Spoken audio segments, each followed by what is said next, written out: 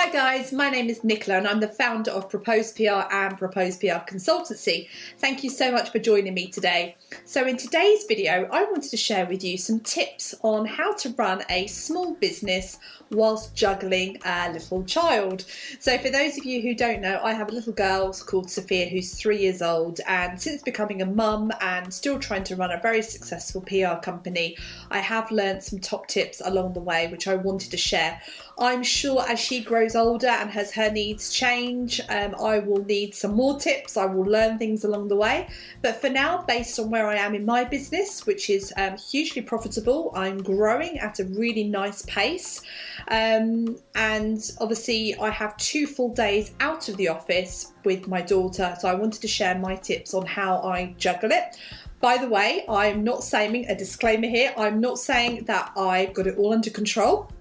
I'm not saying that it's perfect. I'm not saying that I know the answer, but what I do know is that having gone through a bit of a burnout last year, if you've watched my story so far, if not, the link is below, having really struggled the last 3 years to try and get some sort of balance, I do finally feel I'm in a place where there's a lot more calmness.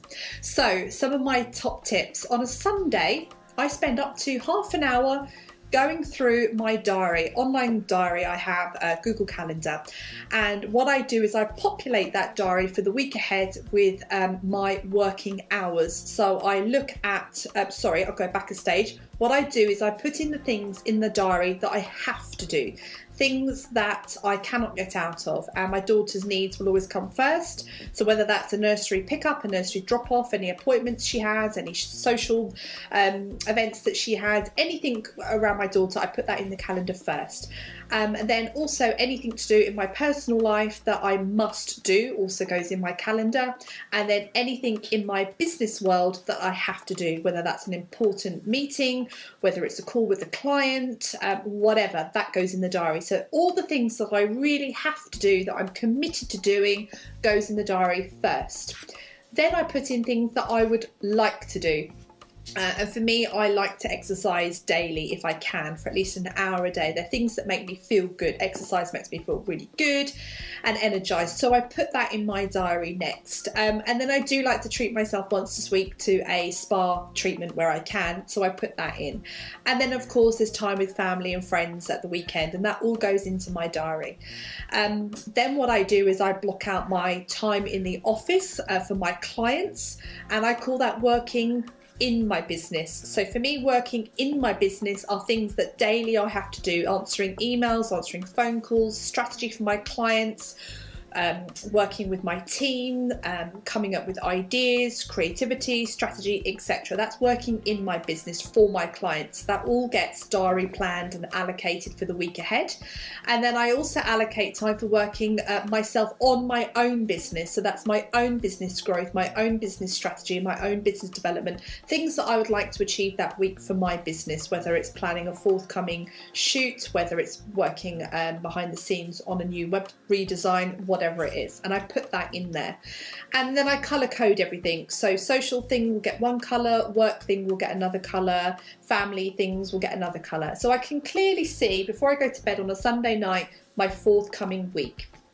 Other things that I would say when trying to juggle work, life and children is be really, really disciplined. So when I'm meant to be in mummy mode, I am not trying to juggle work, and I'm very, very clear. So I have really clear parameters. So on the days that I'm off with my daughter, I am off. I brief my team in the morning and I check in again in the evening, but she does not see me on my phone, hardly ever. Try as much as I can, but when I'm with her, I am with her. I'm also learning the power of saying no. So before children, I would go to networking events, I would go for a coffee with somebody, just have chats about business stuff. Where I live, for me, it's a, let me think now, 4-hour round trip from where I live in Kent to get up to London. So if I'm going to be going into London, it has to be really effective, it has to be maximum use of my time, and it has to be beneficial for me and my clients. So since having my daughter, I've learnt to say no. It's a lot more easier now, but I'm very, very ruthless with my time because time is precious. The other thing that I've learned is you have no control sometimes over certain situations. And yes, I might beat myself up. I might suffer from mum guilt. I can't do it all. I juggle the best that I can. But when I'm at work, I'm at work. And when I'm being a mummy, I'm being a mummy. When I'm being a mummy, if my work calls for me, if it needs for me, I can't. I've dedicated that time to my daughter. I will do what I can when I can. When I'm back in the office, but likewise, if I'm in the office and my daughter needs me, there's a problem, or she needs picking up from nursery, she comes first. Whilst there's things that I cannot control, I try not to beat myself up about it, because that's negativity and it's not going to help in any situation. My ultimate takeaway is to be super organised. Short little hacks. If you can get help, whether that's help in your work, whether that's help in the house, whether it's being extra prepared, whether it's getting up an hour earlier in the morning to prepare lunches and food and meals for the day, whatever it is, my top golden tip is to be super organised.